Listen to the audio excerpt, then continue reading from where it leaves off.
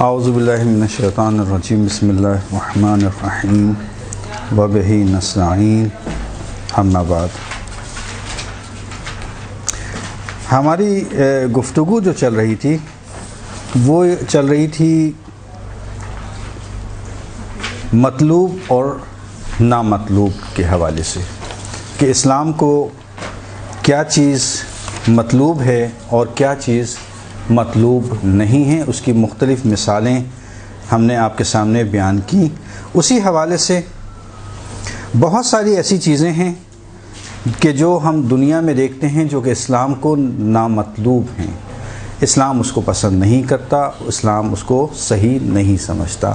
دنیا میں خوشی کی چند مثالیں کہ جو اسلام کو قطعی طور پہ پسند نہیں ہیں۔ مثلا شادی بیاہ کی تقاریب ہوتی ہیں، ان شادی بیاہ کی تقاریب کے اندر ایسی رسومات کا انجام، دیکھیں اسلام کسی بھی رسم سے منع نہیں کرتا، یہ یاد رکھیے۔ اس کا ایک قانون ہے، وہ میں آپ کو آج بتا دیتا ہوں۔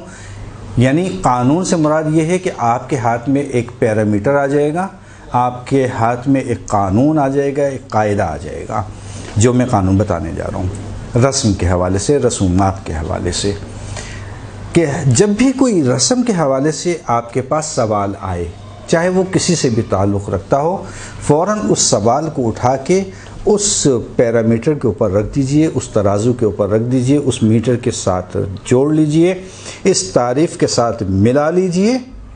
اگر وہ اس کے اوپر فٹ آتا ہے تو جائز، اور اگر فٹ نہیں آتا تو فوراً کہیے کہ جائز نہیں۔ کیوں؟ اس لیے کہ لوگ سوال کرتے ہیں، مولانا صاحب ہم نے سالگرہ پہ ایسا کیا جائز ہے، ہم نے شادی پہ ایسا کیا جائز ہے، ہم نے مہندی پہ ایسا کیا جائز ہے، ہم نے مائیوں پہ ایسا کیا جائز ہے۔ سوال مختلف ہیں اور لوگ پھر ہم سے پوچھتے ہیں تو ہم کہتے ہیں بھئی قانون آپ ایک یاد کر لیجئے، اور خصوصاً مدرسے کی جو پڑھنے والے افراد ہیں ان کو یہ قانون معلوم ہونا چاہیے کہ اگر آپ سے بھی کہیں سوال ہو جائے تو بجائے اس کے کہ آپ رجوع کریں علماء کے پاس اور ان سے بار بار سوال کریں، ایک قانون سیکھ لیجئے، اس قانون کے پیرامیٹر کے اندر اس کو ناپیے، اگر آتا ہے تو صحیح اور اگر نہیں تو پھر جائز نہیں۔ قانون کیا ہے وہ بھی سن لیجئے۔ قانون ایک ہے اسلام کا، اسلام نے کسی بھی رسم سے منع نہیں کیا ہے جب تک، یہ ہے اصل چیز، اسلام نے کسی بھی رسومات سے منع نہیں کیا ہے جب تک وہ اسلام کے بتائے ہوئے قوانین کو نہ توڑے، اسلام کے قوانین سے نہ ٹکرائے۔ اگر نہیں ٹکرا رہا تو جائز، اور اگر ٹکرا رہا ہے تو جائز نہیں۔ یہ قانون ایک کسی بھی رسم کے حوالے سے۔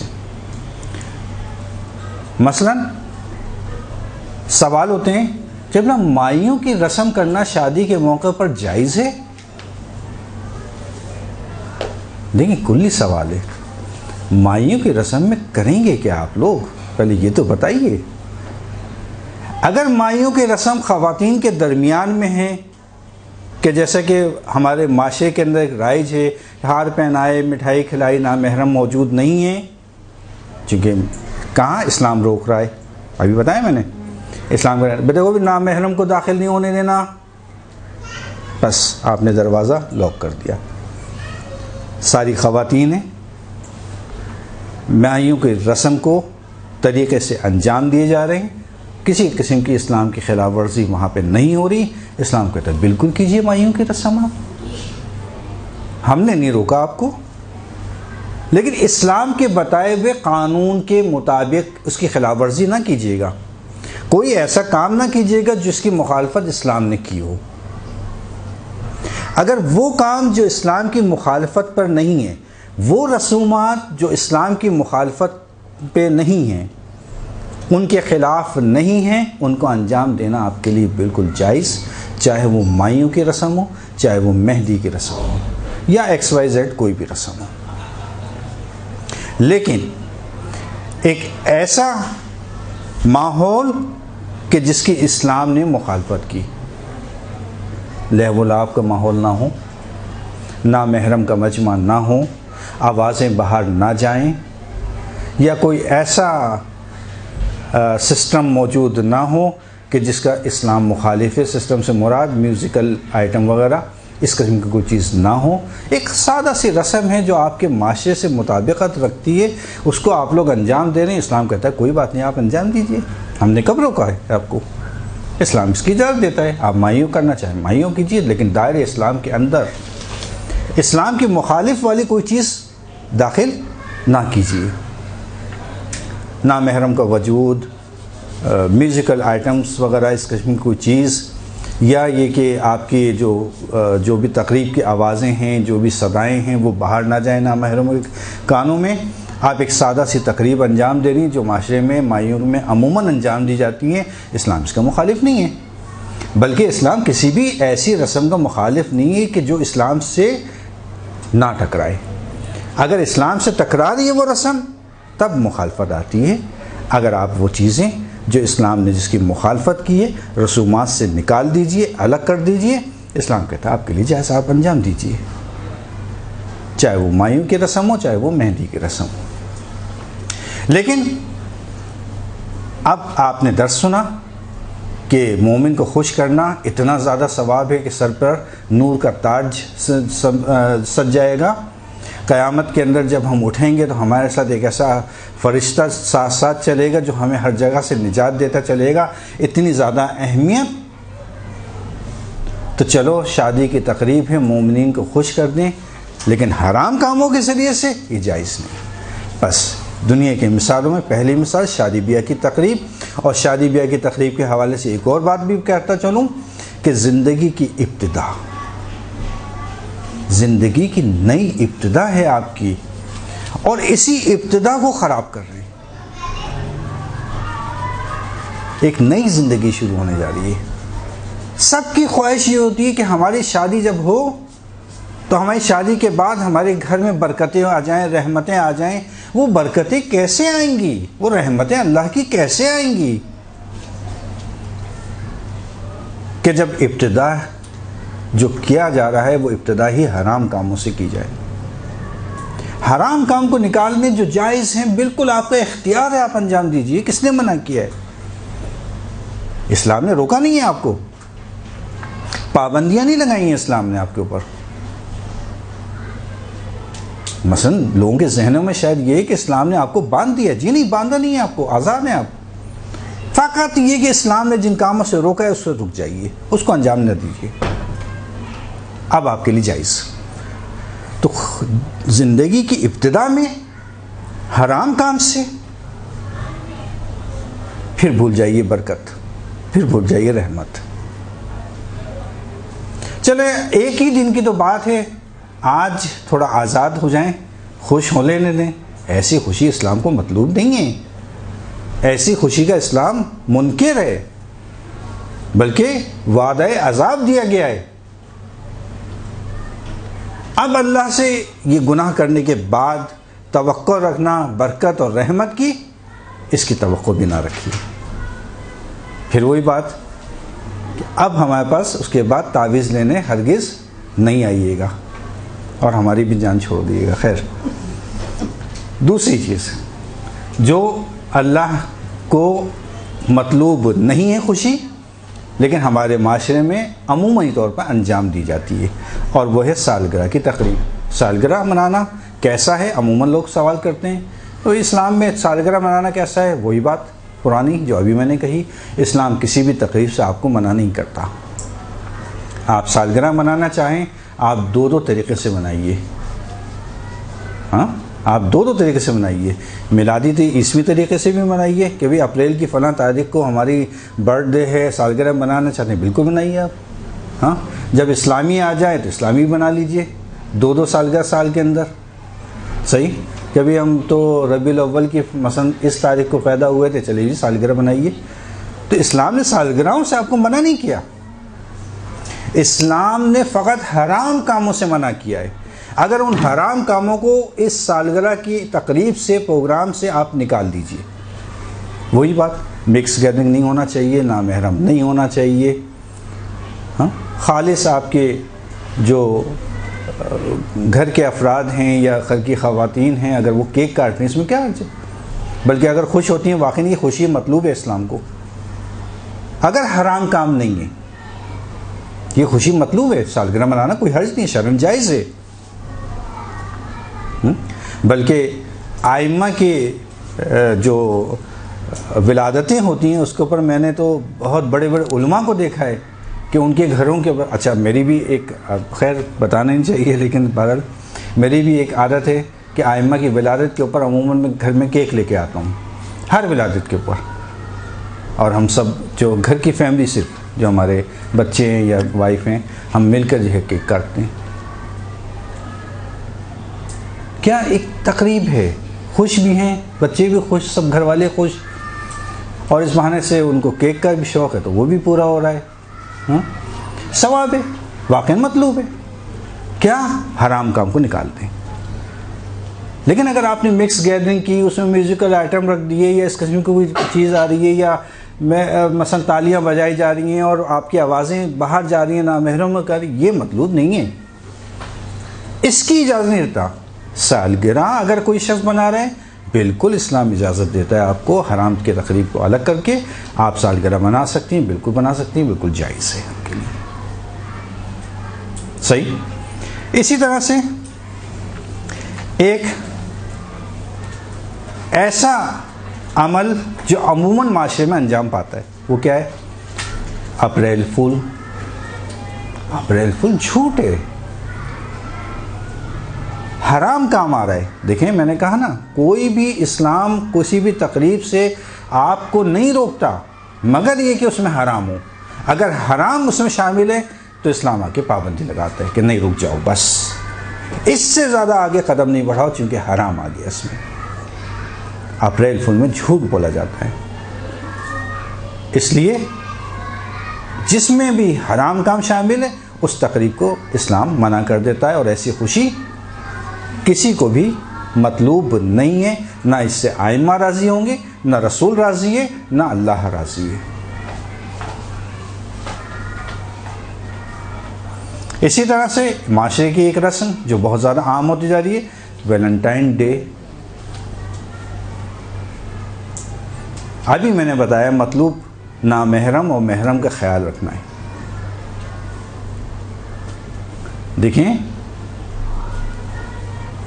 اگر اس کا تصور کسی کے ذہن میں یہ ہے کہ وہ اپنی محرم کو، محرم یعنی وائف، اپنی محرم کو گلاب کا پھول پیش کرے، بالکل کیجئے، روزانہ کیجئے، اسلام تو یہ کہتا ہے، ایک دن نہیں، روزانہ کیجئے، صبح شام کیجئے، اسلام خوش ہوگا اس سے۔ بیوی شوہر کو پیش کرے، اسلام اس سے بھی خوش ہے، تعریف کرے گا، واقعاً ثواب کا کام ہے، واقعاً ثواب کا کام ہے۔ لیکن محرم نامحرم کے درمیان میں ایسا رابطہ، یہ حرام ہے، چونکہ حرام ہے پس اسلام کو یہ مطلوب نہیں ہے خوشی، اس لیے کہ وہ خوشی جائز ہے، وہ خوشی صحیح ہے جس سے آل محمد راضی ہیں، جس سے اللہ کا رسول راضی ہے، جس سے اللہ راضی ہے، جس سے اللہ راضی نہیں، رسول راضی نہیں، آئمہ راضی نہیں، ایسی کوئی خوشی نہیں ہے۔ اور پھر ہمارا نظریہ، ہمارا عقیدہ تو یہ ہے کہ ہمیں تو اللہ کی رضایت چاہیے، اس کا تقرب چاہیے، آئمہ کو راضی کرنا ہے کسی طرح، یہ ہمارا اصل ہدف ہے۔ جس میں وہ راضی نہیں، اس میں ہم بھی راضی نہیں، بس یہ تقریب بھی صحیح نہیں ہے جو دنیا میں انجام پائی جاتی ہے۔ اسی طرح سے نیو ایئر بنانا صحیح ہے؟ سوال ہے میرا آپ لوگوں سے، نیو ایئر بنانا کیسا ہے؟ جائز ہے؟ حرام ہے؟ مکروہ ہے؟ مستحب ہے؟ جی نہیں، اگر محرم میں نہیں آئے پھر محرم، ابھی تو آپ کہہ رہے ہیں محرم میں آتا ہے اس لیے حرام ہے، اب میں کہا محرم میں نہیں آیا تو بھی حرام تو نہیں ہونا چاہیے آپ کے بقول؟ اسلامی ہمارا سال جو محرم میں شروع ہوتا ہے۔ ابھی قانون بتایا، جی ابھی قانون بتایا ہے آپ کو۔ ارے میں نے تو سوال کیا تھا کہ آپ کے ذہن میں بھی ہے نہیں ہے، ابھی قانون بتایا تھا کوئی سوال میں کروں، میں نے آپ کے ہاتھ میں ایک پیرامیٹر دے چکا ہوں کہ آپ فوراً دیکھیں کہ اس میں اسلامی کوئی مخالفت تو نہیں ہو رہی. اگر اسلامی مخالفت ہو رہی ہے تو جائز نہیں، اور اگر اسلام کی مخالفت نہیں ہو رہی بنائیے، کیا حرج ہے. لیکن عموماً ہمیں معاشرے میں اس کو ایسی خوشی میں تعبیر کیا جاتا ہے کہ جو کہ اسلام کی مخالفتوں سے بھرپور ہوتی ہے. تو اگر کچھ سادگی سے اور اس کی رعایت کرتے ہوئے منا رہا ہے کہ جس میں اسلام کی مخالفت نہ ہو قوانین کی، محرم اور نامحرم کا خیال رکھا جائے، حرام چیزوں کو الگ کر دیا جائے، تو کوئی حرج نہیں، بنائیے. قانون ایک رہے گا ہر جگہ کے لیے. اسی طرح سے جو نامطلوب خوشی وہ جو ہم دنیا میں دیکھتے ہیں، جو عموماً لوگ انجام دیتے ہیں، وہ ہے سیر و تفریح. اسلام نے بہت زیادہ تاکید کی ہے. کسی دن انشاءاللہ موقع لگا تو اس موضوع پر بھی آپ کو روایتیں سناؤں گا کہ آپ لوگ حیران ہوں گے. بہت ساری ایسی چیزیں ہیں جو واقعاً ہمیں معاشرے میں بیان ہی نہیں کی جاتی. اچھا چلیں آپ سے ایک سوال کروں. یہ بتائیے کہ عموماً لوگ ہنی مون بناتے ہیں، جب نئی شادی ہوتی ہے تو ہنی مون کے لیے جاتے ہیں، جائز ہے؟ جی جی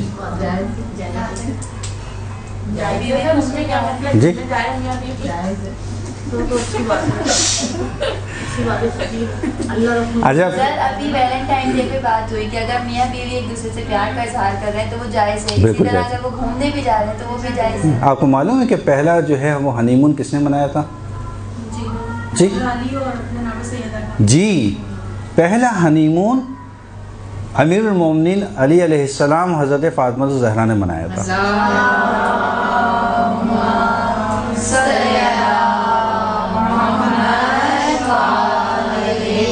جب شادی ہوئی ان کی تو مدینے سے اگلے دن جب رخصتی ہوئی تو اگلے دن مسجد قباء جہاں پہ آج کل ہے، تو یہ قباء کا جو علاقہ ہے یہ سرسبز ہے، ابھی بھی سرسبز ہے. تو وہاں پر جو ہے وہ باقاعدہ گھر لیا تھا انہوں نے، اور 3 دن شاید وہاں پہ وہ جا کے رہے تھے، اور 3 دن کے بعد پھر وہ واپس آئے تھے مدینے کے لیے. تو پہلا ہنی مون خود حضرت علی نے منایا تھا. صحیح. تو دیکھیں وہی میں نے کہا، اسلام آپ کو کسی بھی رسم سے، کسی بھی تقریب سے نہیں روکتا، مگر یہ کہ وہ اسلام سے ٹکرائے. اگر اسلام سے اس کا ٹکراؤ نہ ہو، اس میں حرام چیز نہ ہو، اسلام آپ کو اجازت دیتا ہے اس چیز کی. سیر و تفریح کی بات کرتے ہیں. سیر و تفریح کے حوالے سے بھی ہمارے پاس روایت ہیں. یہ خود ایک موضوع ہے بہت بڑا کہ کتنی زیادہ تاکید آئی ہے اسلام میں. آئمہ سے آپ لوگوں کے ذہن میں سے تصور میں نہیں ہوگا کہ آئمہ نے کون سا ایسا موضوع ہے کہ جس موضوع کو ہمارے لیے تشنہ چھوڑ دیا ہوں. ہر موضوع پہ احادیث اور روایت موجود ہیں. طب لے لیں، آپ دنیا کے امور لے لیں، اقتصاد لے لیں، کوئی موضوع ایسا نہیں ہے. حتیٰ سیر و تفریح کا سیر و تفریح کرو. کیوں؟ اس لیے کہ معلوم ہے کہ انسان کی صحت کا دار و مدار اس سیر و تفریح کے اوپر ہے. لیکن سیر و تفریح کرنا خود جائز، لیکن عموماً کیا ہوتا ہے کہ جب یہاں سے ہم جاتے ہیں سیر و تفریح کے لیے تو راستے میں وہی مسائل آتے ہیں جو اب تک بیان کیے جا رہے ہیں. وہی تہمتوں کا دور شروع ہوتا ہے، وہی توہین کا شروع ہوتا ہے، وہی مذاق مومن کا شروع ہوتا ہے، وہی غیبتوں کا شروع ہوتا ہے، وہی میوزک اور دوسرے حرام کاموں کا مسئلہ شروع ہوتا ہے کہ وہ سیر و تفریح جس کی آئمہ نے تاکید کی جاؤ سیر و تفریح کرو، اسی کو ہم کیا کرتے ہیں؟ خراب کر دیتے. ایک اچھے ماحول کو ایک برے ماحول میں ڈھال دینا. اگر اسی اچھے ماحول کے تحت کچھ سیر و تفریح کے لیے جائے کیا حرج ہے؟ بلکہ ثواب ہے. اگر کوئی قربتاً اللہ اپنے گھر والوں کو سیر و تفریح کے لیے لے کے جائے، یہ ثواب نہیں ہے، کیا ہے؟ جو لے کے جائے گا اس کو ثواب ملے گا. سیر و تفریح کے لیے عموماً سب لوگ مل کے جاتے ہیں، سارے خاندان والے. حجاب کی رعایت کریں، پردے کی رعایت کریں، اس میں کیا حرج ہے؟ حجاب میں جاتے ہیں جائیں، اس میں کیا حرج ہے؟ مگر منع کیا ہے، تاکید آئی ہے. بتاتا ہوں نا، روایات آئی ہیں کہ سیر و تفریح کرو. لیکن پانی کے اندر جیسے چلی جاتی ہیں لڑکیاں، وہ جانا جائز ہے؟ پانی کے اندر جانا جائز ہے نہیں ہے. دیکھیں آج کل موجیں ویسی بہت زیادہ اونچی ہوئی ہوئی ہیں اور آئے دن خبریں مل رہی ہیں کہ جناب 2 چلے گئے، 7 چلے گئے، 8 چلے گئے. تو میرا تو مشورہ یہ ہے کہ پانی کے اندر نہ جائیں. صحیح ہے، صحیح ہے، اس سے زیادہ خیر 3 برقعے پہن کے جا سکتے. صحیح. تو خیر اچھا، تو یہ چند موارد میں نے صرف دنیاوی امور میں گنوائے ہیں آپ کو کہ جہاں پر انسان اپنے کسی ایک موضوع کو جو صحیح ہوتا ہے اس کو خراب کر لیتا ہے، جو کہ خوشی کے لیے لوگ عموماً اس کاموں کو خوشی سمجھتے ہیں. یہ در حقیقت اسلام کو ایسا کوئی بھی کام مطلوب نہیں ہے جسے وہ خوشی سمجھ رہا ہے، وہ غلط فہمی ہے اس کی. کیوں؟ اس لیے کہ یہ سب عارضی خوشیاں ہیں. یقینی طور پہ آپ نے ایک چیز، چونکہ انسان بالآخر خطا کا پتلا ہے، کہیں پہ بھی خطا ہو، کوئی گناہ کا کام انجام پائے، گلٹی محسوس کرتا ہے اپنے دل میں.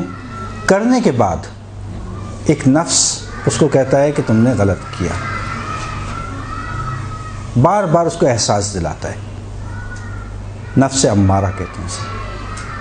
مختلف نفوس کی اقسام جو پروردگار نے انسان کے لیے رکھی ہیں، اسے قلب میں، اس کے جسم میں. تو گلٹی فیل کرتا ہے کہ میں نے غلط کیا، میں نے غلط کیا. لیکن اس کے برعکس انسان اگر کوئی نیک کام انجام دے تو اس کے بعد اس کو ایک راحت، ایک تسکین ملتی ہے، ایک ہلکا پن محسوس کرتا ہے، ایک سرور محسوس کرتا ہے اپنے وجود کے اندر. خود یہ چیز بتا رہی ہے کہ کیا چیز غلط ہے، کیا چیز صحیح ہے. یعنی وجود انسانی خود اقرار کر رہا ہے کہ کیا غلط ہے اور کیا صحیح ہے. یہ صلاحیت پروردگار نے ہر وجود کے اندر رکھی ہے. اسی طرح سے وقت ہمارا پاس کم ہے، موضوع لمبا ہے. خیر، ایسی خوشی جو دائمی ہو وہ پروردگار کو مطلوب ہے. مثلا انسان خوشی کے ذریعے سے تقرب الہی، قرب الہی پیدا کر لے، قرب رسول پیدا کرے، قرب ائمہ پیدا کرے کہ جس سے اللہ راضی ہو جائے، کہ جس سے رسول راضی ہو جائیں، کہ جس سے ائمہ راضی ہو جائیں. ایسی خوشی کہ جو خوشی ایسی ہو جو اس کو گناہوں سے محفوظ رکھے. پروردگار کہتا ہے یہ خوشی میری مطلوب خوشی ہے، ایسی خوشی کا طالب ہوں میں. ایسی خوشی کہ جو اللہ کو مطلوب ہے، وہ خوشی کہ جس میں انسان اپنے اندر ایک ایسا جذبہ پیدا کر لے اس خوشی کے ذریعے سے کہ اس کی عبادتوں میں، اس کی اطاعتوں میں اضافہ ہو جائے. کثرت اعمال کی وجہ سے بعض دفعہ انسان اپنے اندر ایک سستی محسوس کرتا ہے. ایک مومن اس دوسرے مومن کو خوش کرے، اس کی وہ سستی و کاہلی کو دور کرے تاکہ وہ اطاعت پروردگار میں بڑھ چڑھ کر آگے بڑھے. یہ مطلوب خوشی ہے پروردگار کے لیے. اسی طرح سے اگر ایسی خوشی جس میں تقوی و پرہیزگاری کا اضافہ ہو، یہ انسان کے لیے مطلوب خوشی ہے. تھوڑا سا جی ڈیٹیل سے بتا دیں کس کا؟ کثرت اعمال کی وجہ سے سستی محسوس کرتا ہے.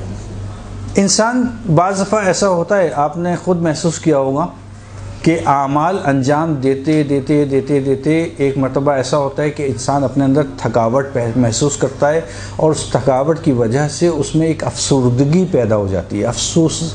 افسردگی واضح ہو رہی ہے بات میری؟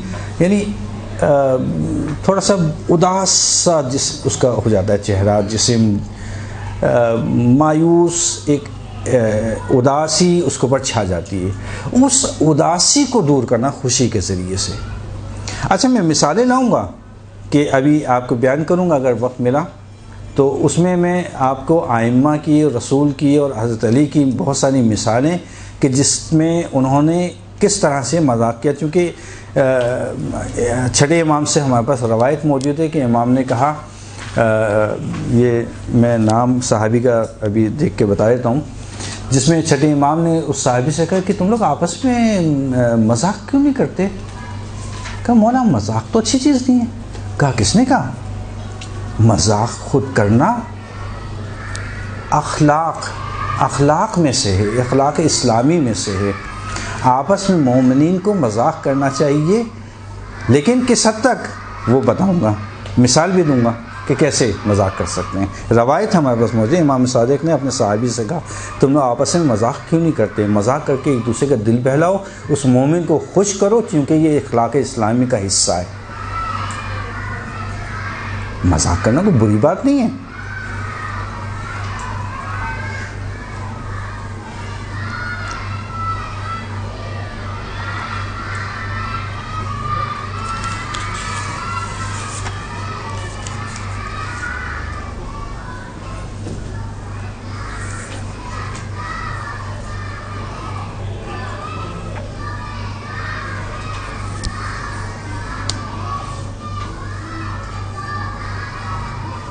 کہاں مومن کی نشانیوں سے امیر المومنین کی روایت ہے کہ اور سنن نبی کے اندر یہ موجود ہے روایت کہ مومن کی نشانیوں میں سے ایک نشانی مومن کے چہرے کے اوپر نشاط ہو، خوشی ہو، مسکراہٹ ہو، یہ مومن کی علامتوں میں سے گنا گیا ہے کہ نشاط یعنی حشاش بشاش ہونا، نشاط ہو،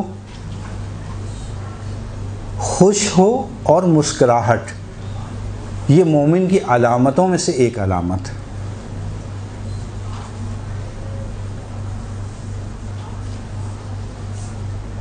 اور یہ جو ابھی روایت میں نے سنائی تھی کہ مذاق کیوں نہیں کرتے آپس میں، مزاح اسلامی کیوں نہیں کرتے آپس میں، یہ بھی سنن نبی کے اندر حدیث موجود ہے، چھٹے امام کی روایت ہے۔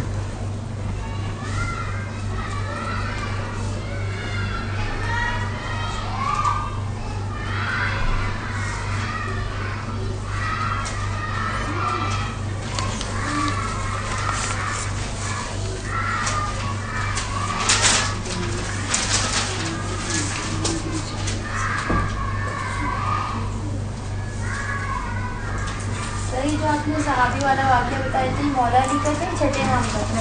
چھٹے امام۔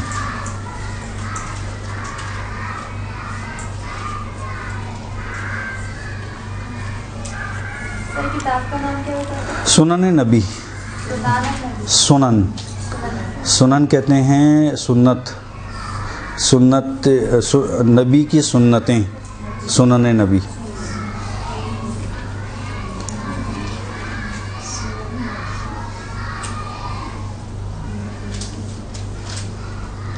اب اس کے فوائد اور ثمرہ کیا ہے، اس کا فائدہ کیا ہے جو ہم مومن کو خوشی کریں گے؟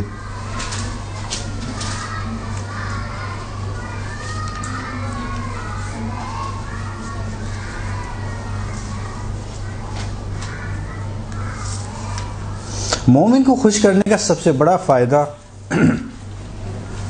وہ ہے کہ جتنے عرصے اگر کوئی شخص مومن کو خوش کرے گا یا اس کے ساتھ مزاح کرے گا، مزاح دیکھیں ایک الگ چیز ہے، مزاح کا مطلب ہوتا ہے کہ دین اور اسلام کے چیزوں کا تمام خیال رکھتے ہوئے مزاح کرنا۔ جتنی دیر یہ مومن کو خوش کر رہا ہے وہ سارا کا سارا روایات کے تحت عبادت میں شمار ہوگا، یعنی ایسا ہے کہ جیسا وہ شخص اللہ کی عبادت میں مصروف۔ یہ پہلا فائدہ۔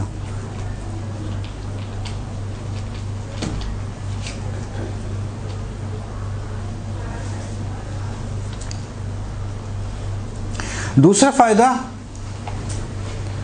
اگر مومن کسی مومن کو خوش کرے، اگر مومن کسی مومن کو خوش کرے تو یہ ایسا ہے کہ جیسے کہ مومن نے صدقہ نکالا ہو، یعنی صدقے کی اہمیت، یعنی ایسی یہ خوش ہونا مومن کا، اپنے مومن کو خوش کرنا ایسا ہے جیسے کہ اس نے صدقہ نکالا، یعنی صدقے کی اہمیت، ثواب اس کے برابر، مومن کو خوش کرنے کے برابر۔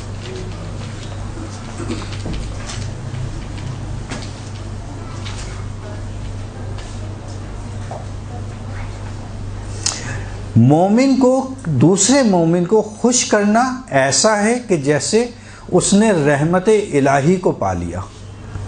سر یہ تیسرا فائدہ؟ جی،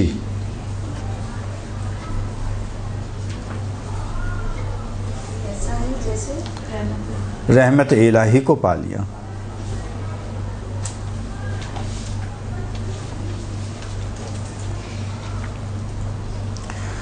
چوتھا فائدہ کہ قیامت کے دن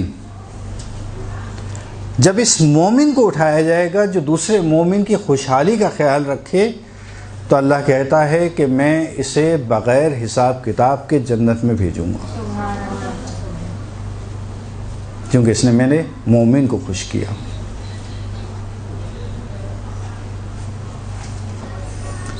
بلکہ روایت بھی ہمارے پاس موجود ہے کہ ایک شخص جو ایک ایسے بادشاہ کے بادشاہت میں رہا کرتا تھا کہ جو بہت ہی ظالم و جابر ہوا کرتا تھا، اور اس بادشاہ نے اس مومن کو یعنی قتل کرنے کا منصوبہ بنایا، پروگرام بنایا کہ جس کی اطلاع اس مومن کو ہو گئی تو یہ مومن وہاں سے، اس مملکت سے، اس علاقے سے راہ فرار اختیار کرتا ہوا ایک ایسی جگہ پہنچا کہ جہاں پہ سارے کے سارے یا کافر رہا کرتے تھے یا مشرک، یا کافر رہا کرتے تھے اس علاقے میں یا مشرک۔ اور جب یہ مومن اس علاقے میں پہنچا تو اس کی قسمت میں جو میزبان آیا، یہ جو مہمان بنا وہ ہے مشرک، اور اس مشرک نے اس مومن کو پناہ دی کہ تم میرے گھر رہو، اور جب پناہ دے دی تو اس کا خیال رکھا، اور جب قیامت کے دن اس مشرک کو اٹھایا جائے گا، یہ پوری روایت ہے ہمارے پاس کہ جس وقت اس کو اٹھایا جائے گا تو اللہ تعالیٰ اس سے یہ کہے گا کہ چونکہ تو مشرک ہے، چونکہ مشرک جنت میں نہیں جائے گا، سب سے بڑا گناہ اسلام میں شرک کرنا ہے، تو جنت میں تو نہیں جا سکتا چونکہ میری جنت تجھے قبول نہیں کرے گی، لیکن کیا کروں کہ تو نے میرے ایک مومن کو پناہ دی، اس کا خیال رکھا، اس کا اجر میں ضرور دوں گا تجھ کو۔ اب یہ اجر کیسے ملے گا اس کو؟ جنت میں جا نہیں سکتا، جہنم میں اس کو جانا ہے، لیکن یہ اجر کیسے ملے گا؟ اب دیکھیں کیا کہتی ہے روایت، کہتے ہیں اللہ تعالیٰ جو ہے وہ کہے گا تجھے چونکہ مشرک تھا تجھے جانا تو جہنم میں ہی ہے، لیکن آگ کو حکم دے گا کہ دیکھو اس کے قریب تو آنا، اس کو جلانا نہیں، اس کو ڈراتے رہنا لیکن جلانا نہیں۔ تو جب یہ دوزخ میں بھیجا جائے گا، جب سب لوگوں کو آگ جلا رہی ہوگی، اس کے پاس آگ آ کے واپس چلی جائے گی، پھر قریب آئے گی، پھر واپس چلی جائے گی، تو وہاں لوگ سوال کریں گے کہ یہ کون سا شخص ہے کہ جو ہمیں آگ جلا رہی ہے، اس کے نزدیک آتی ہے، اس کے بعد واپس چلی جاتی ہے۔ اس وقت ان لوگوں کو بتایا جائے گا کہ اس نے مومن کی خدمت کی، مومن کو خوشحال کیا، اللہ نے اس کو یہ اجر دیا، کیونکہ یہ مشرک تھا اس لیے دوزخ میں بھیجا، یہ اجر ہے۔ اسی طرح سے مومن کو خوش کرنا خود ایک صلہ رحم کے عنوان سے آتا ہے۔ صلہ رحم کرنا واجب ہے، صلہ رحم واجب ہے، البتہ خود ایک اس کی تفصیل ہے صلہ رحم کی جو انشاءاللہ پھر کبھی بیان کی جائے گی، خود ایک موضوع ہے ایک۔ اسی طرح سے اگر کوئی شخص اچھا دوست بننا چاہتا ہے اس کو اگر وہ خوش نہیں ہوگا، مسکراہٹ نہیں ہوگی، اور کیسے معاشرے میں وہ رہے گا، کیسے وہ دوست یابی کرے گا؟ عموماً لوگ ایسے فرد کو پسند کرتے ہیں کہ جس کے چہرے پہ مسکراہٹ ہو۔ اسی لیے شب جمعہ کے حوالے سے خصوصی طور پر ہمارے پاس روایت موجود ہیں کہ کم از کم شب جمعہ میں 3 مومنین کی زیارت کے لیے جاؤ، 3 مومنین کی زیارت کے لیے جاؤ۔ لیکن مومن کی زیارت کے لیے مسکراہتے ہوئے جانا ہے۔ اسی لیے پہلے روایت میں نے بیان کی، اللہ نے کیا کہا کہ ایسا ہے جیسے دشمن خدا کہ مومن کو دیکھ کے منہ بنا لیتا ہے۔ مومن کو دیکھ کے مسکرانا ہے، مومن کو دیکھ کے خوشحال ہونا ہے۔ اور پھر میں نے ابھی بتایا آپ کو یہ خود ایک عبادت کے زمرے میں آتا ہے۔ اسی طرح سے بہت سے ایسے فوائد ہیں جو ہمیں اس دنیا میں حاصل ہوتے ہیں۔ مثلا جاپان کے مختلف سائنس، دنیا کی بات کر رہا ہوں، کہ اس خوشی کے اظہار سے، کسی کو خوش کرنے سے، خوش رہنے سے، خود ہنسنے سے، خود مسکراہٹ، ہنسنا، یہ خود ایک علاج ہے جس کی روایت میں تاکید آئی ہے۔ البتہ کچھ روایتیں اور بیان کروں گا کہ جس میں حد بتائیے کتنا مسکرانا ہے۔ تو جاپان کے مختلف سائنسدانوں نے یہ بات تحقیق کی اور اس کے بعد ابھی رزلٹ بھی آ چکا ہے کہ اگر انسان کسی کو دیکھ کے خوش ہوتا ہے یا مسکراتا ہے تو اس کے جسم کے بعض ایسے خلیے ہیں جو برے خلیوں کے اوپر غالب آ جاتے ہیں۔ انسانی جسم میں سلول جسے ہم کہتے ہیں، خلیے کہتے ہیں، بعض ایسے ہوتے ہیں جو بیڈ خلیے ہوتے ہیں، برے ہوتے ہیں، اور بعض اچھے ہوتے ہیں۔ وہ اچھے خوشی کی حالت میں ان بروں کے اوپر غالب پاتے ہیں۔ لہٰذا تمام مومنین کو چاہیے کہ زیادہ سے زیادہ خوش رہیں، مسکراتے رہیں، خصوصاً مومن کو دیکھ کے۔ سائنسدانوں نے آج کی دنیا میں یہ رزلٹ بالکل کنفرم ہے اس وقت، بلکہ ممکن ہے کہ آپ لوگوں کو یہ بات معلوم بھی ہو کہ بہت ساری نفسیاتی بیماریوں کا علاج انسان کا خوش رہنا ہے۔ انسان اگر خوش رہے گا، انسان اگر مسکرائے گا، انسان اگر ہنسے گا تو اپنے امراض نفسیات کے اوپر قابو پا سکتا ہے۔ یہ بالکل اس وقت ثابت ہو چکی چیز۔ اسی طرح سے آپ دیکھیں گے کہ بہت ساری جگہوں پہ اس وقت کلب کھلے ہوئے ہیں کہ انسانوں کو کسی طرح سے مسکرایا جائے، ہنسایا جائے، اس کے ذریعے سے وہ علاج کرتے ہیں۔ مختلف جگہوں پہ آپ دیکھیں، نیٹ کو سرچ کریں، آپ کو ملیں گے بہت سارے۔ یہ آج انہوں نے سمجھا ہے، جبکہ ائمہ 1400 سال پہلے کہہ کے چلے گئے دیکھو مسکراتے رہنا، مومن کو دیکھ کے دیکھو خوش کرتے رہنا ایک دوسرے کو۔ حتیٰ اسی اظہار خوشی کے لیے، اس اظہار خوشی کو حتیٰ ایک ورزش کا نام دیا گیا ہے آج کل، کہ یہ خود ہنسنا، مسکرانا، خوش ہونا مومن کو دیکھ کے خود ایک ورزش ہے آج کے لحاظ سے، دنیا کے لحاظ سے۔ اور آخری چیز جو دنیاوی لحاظ سے، اور وہ ہے خاندانوں کا ٹوٹنا کے باعث بھی یہ نہ مسکرانا، خوش نہ رہنا، یہ بھی ایک بہت بڑی وجہ ہے۔ کیونکہ عموماً گھروں میں یہ پرابلم میں فیس کرتا ہوں، دیکھتا ہوں کہ خوش خلقی تھوڑا سا بڑے مسئلے ہیں اس کے۔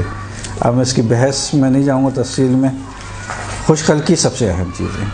حتیٰ دینداری کے بعد جو سیکنڈ، شادی کے موارد میں دینداری کے بعد جو سیکنڈ مرحلہ آتا ہے وہ اخلاق ہے، خوش خلقی۔ کس طرح سے انسان کو خوش خلق ہونا چاہیے تاکہ اس کے مسائل حل ہو جائیں۔ بہت ساری چیزیں ایسی ہیں جو قرآن میں خوشحالی اور اس کے لحاظ سے آئی ہیں جو میں نے بیان نہیں کی، وقت کے کمی کی وجہ سے۔ ایک دو چیزیں میں بیان کر دوں تاکہ اس موضوع کو ٹھیک ہے گزار دیں،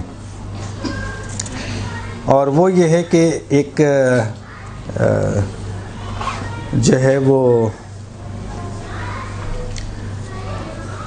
اچھا قہقہا لگانا زوردار طریقے سے، یہ ہنسنا، اس کی مذمت آئی ہے، اور اس کی پھر روایت موجود ہے کہ امام چھٹے امام کی روایت ہے کہ وہ انسان کی عزت و آبرو کو کم کر دیتا ہے، اس لیے کہا ہے کہ منع کیا ہے کہ قہقہا نہ لگاؤ، ایک حد تک مسکراؤ، اسی طرح ایمان کو کمزور کر دیتا ہے، سب اصول کافی کے اندر یہ روایت آئی ہوئی ہے امام صادق سے، دل کو کمزور کر دیتا ہے، دل کو مار دیتا ہے، دین کو ختم کر دیتا ہے، نادانی کی علامت ہے زوردار قہقہا لگانا، قساوت دل کا باعث بنتا ہے، اور گناہوں سے غفلت کا باعث بنتا ہے۔ یہ ساری روایت اصول کافی کے اندر آئی ہوئی ہیں، چھٹے امام سے روایتیں ہیں۔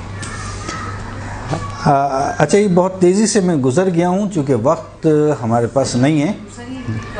جی، چھٹے امام کی اصول کافی کی جو ہے وہ دوسری جلد کے اندر یہ ساری روایتیں موجود ہیں۔ مثلا زیادہ زور سے ہنسنا، اس کی مذمت آئی ہے کہ کم، اور کیوں کہنا، اس زوردار ہنسنے سے، مسلسل ہنسنے سے، دیکھیں ایک دو مرتبہ ہو گیا وہ الگ چیز ہے، ایک آدمی کی عادت ہے کہ وہ زوردار ہنسے، قہقہا لگائے ہر وقت، نہیں، اس کی مذمت آئی ہے۔ کیوں؟ اس لیے کہ انسان کی آبرو کو ختم کر دیتا ہے، ایک روایت چھٹے امام کی روایتیں اصول کافی کے اندر، انسان کے ایمان کو کمزور کر دیتا ہے، انسان کے دل کو مار دیتا ہے، دین کو ختم کر دیتا ہے، جیسے نمک پانی میں حل ہو جاتا ہے۔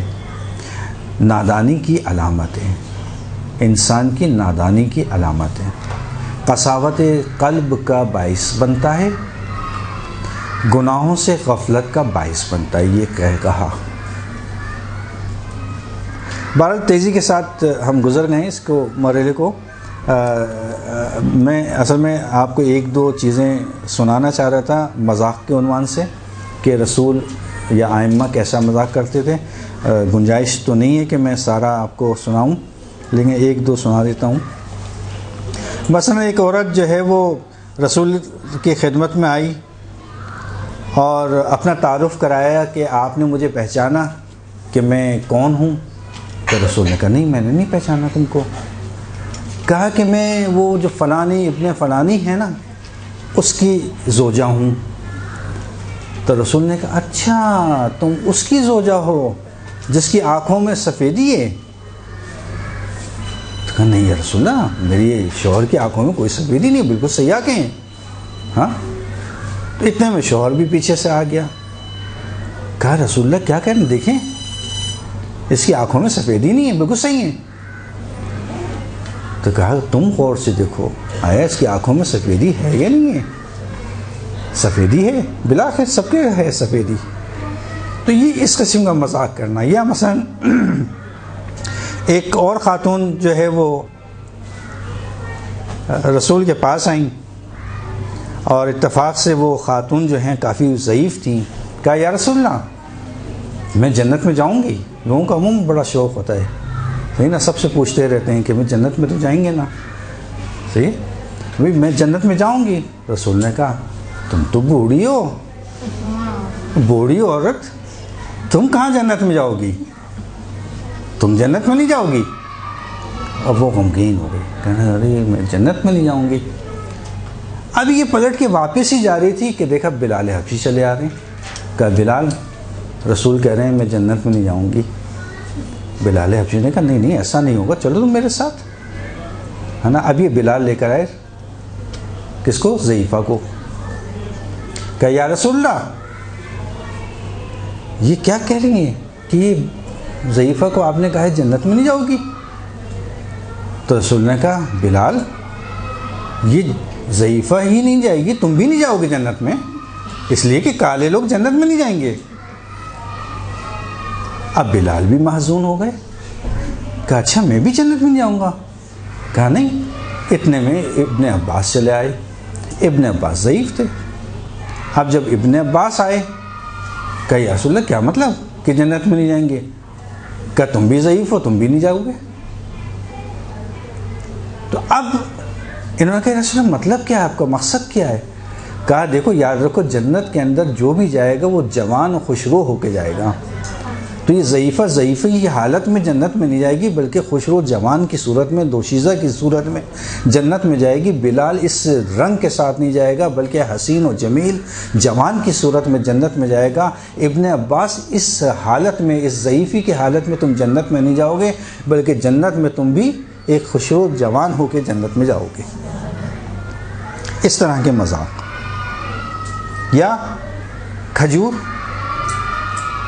حضرت علی کھجور کھا رہے تھے اور اپنی گھٹلیاں اپنے سامنے رکھ رہے تھے، اور رسول کھجور کھا رہے تھے اور اپنی گھٹلیاں علی کے سامنے رکھ دیتے تھے۔ جب اچھی خاصی جمع ہو گئیں، کہا علی آؤ دیکھیں کس نے زیادہ کھائیں۔ ہاں، کس نے زیادہ کھائیں؟ معلوم ہے کہ دونوں کی جب گھٹلیاں علی کے سامنے تو علی نے زیادہ کھائی ہوں گی۔ تو مولا نے کہا کہ بھئی آپ کیا معیار قرار دیں گے؟ جس کے آگے سے صرف گھٹلیاں ملیں گی اس کو معیار قرار دیں گے، یا جو گھٹلی سمیت ہی کھجور کھا گیا اس کو معیار قرار دیں گے؟ چونکہ رسول کے آگے تو گھٹلیاں نہیں تھیں، وہ تو اپنی گھٹلیاں دے رکھتے تھے۔ ان کے آگے جب گھٹلیاں نہیں ہیں، کھا بھی رہے ہیں، تو اس کے ہم لوگ گھٹلیوں کے ساتھ کھا رہے ہیں، کہ معیار کیا ہے؟ خیر یہ ایک مذاق تھا۔ صہیب بن سہیل، صرف یہ آخری سنا کے میں آگے بڑھ جاتا ہوں۔ ان کی آنکھ میں، سیدھی آنکھ میں درد تھا۔ رسول نے دیکھا یہ مسلسل کھجور کھائے جا رہے ہیں۔ کبھی صہیب جب تم چباتے ہو تو تمہارا اثر آنکھوں میں پڑے گا، نقصان دہ تمہارے لیے۔ کھجور بھی کھا رہے ہو، آنکھ میں درد بھی ہے اور کھجور بھی کھا رہے ہو۔ کہ یا رسول اللہ میری سیدھی آنکھ میں درد ہے، میں الٹی طرح سے کھا رہا ہوں۔ کھانا تو تھا، بہانہ کر دیا الٹی طرح سے کھا رہا ہوں، سیدھی طرح سے نہیں کھا رہا۔ یعنی اس طرح کے مختصر سے چھوٹے سے ایسے مذاق جو ہلکے ہوں اور دین کے مخالف بھی نہیں ہوں، ایسے مذاق کرنا اسلام میں بالکل جائز۔ برحمتك يا أرحم الراحمين وصلى الله على محمد وآله